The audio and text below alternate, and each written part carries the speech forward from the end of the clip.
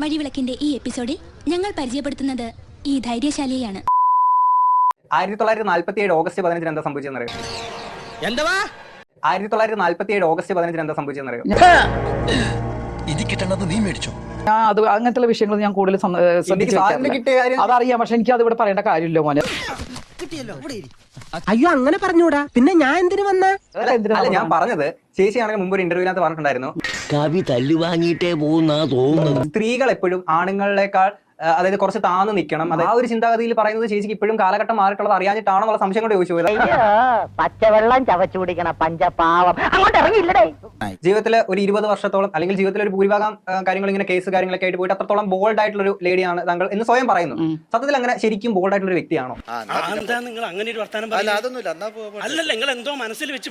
ഞാൻ ബോൾഡാ മോനെ, കാരണം ജീവിക്കണ്ടേ.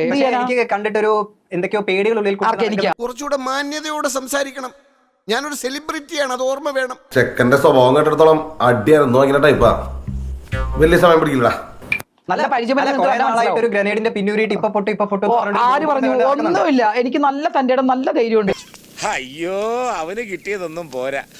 ദിനേശ്, എന്തോ നീ എന്താണ് പറയുന്നതെന്ന് നീ അറിയുന്നില്ല. എന്തുകൊണ്ടാണ് ഇനി ആ ബോംബ് എന്താണ്? എന്തിനാ ഞാൻ ബോംബ് പൊട്ടിക്കുന്നത്? എനിക്കൊരു ബോംബ് പൊട്ടിച്ചൊരു കുടുംബം കലക്കലല്ല എന്റെ പരിപാടി. അത് ശരി, ഇതാണല്ലേ നിന്റെ കയ്യിലിരിപ്പ്.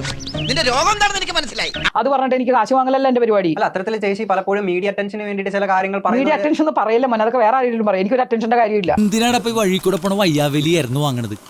അയ്യോ, അതിപ്പോ പുതിയതൊന്നും അല്ലല്ലോ, ഇവന്റെ സ്ഥിരം പരിപാടിയല്ലേ. നിരന്തരമായിട്ട് അടിക്കടി വിവാദങ്ങൾ വരുന്നത് എന്തെങ്കിലും ആവശ്യങ്ങൾക്ക് ഉണ്ട്, അതായത് പൈസ അങ്ങനെയുള്ള ആവശ്യങ്ങൾക്ക് വേണ്ടിയിട്ടായിരുന്നു ഇത്തരം വിവാദങ്ങൾ. എന്താ മോനെ എന്നെ കൊണ്ട് കൂടുതൽ വിവാദം ഉണ്ടായിട്ടുള്ളത് ഒന്ന് പറഞ്ഞുതരാം. ഒരു കയ്യബദ്ധം നാറ്റുകരുത്. ഇനി തോന്നിയാസം പറഞ്ഞു നടന്നാലുണ്ടല്ലോ, നാട്ടിലടിച്ചാൻ സൂപ്പാക്കും. അതിപ്പം കാവേരി ആ ഒരു അതെന്തായാലും കേസ് വന്നു, അത് നിരപരാധിയാണെന്ന് കോടതിയിലിരിക്കുന്ന മജിസ്ട്രേറ്റിന്റെ അമ്മയുടെ മോനൊന്നുമല്ല. മനസ്സിലായോ?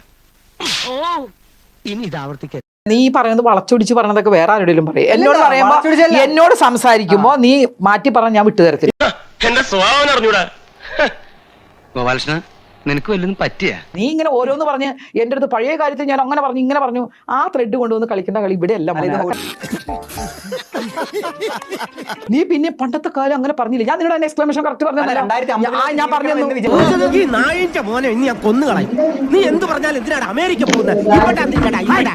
ഒരാളുടെ മുന്നിൽ ഇപ്പോഴും ശിലായുഗത്തിൽ ഇരിക്കുന്ന ഒരാൾ വന്നിരിക്കുമ്പോ ചിലപ്പോൾ ആരാ അങ്ങനെ 2050 ആര് തീർന്നിട്ടില്ല, ബാക്കി വന്നിട്ട് തരുന്നുണ്ട്. ഞാൻ ആദ്യവും അവസാനം നീ ഇതിട്ട് തോണ്ടി എന്നെ ഇളക്കാൻ നോക്കണ്ട, ഇളകത്തില്ല. ഇവനെന്ത് തലയ്ക്ക് വല്ല ഭ്രാന്തുണ്ട്? നിങ്ങൾ ആ ക്യാമറയ്ക്ക് എടുത്ത് മാറ്റി.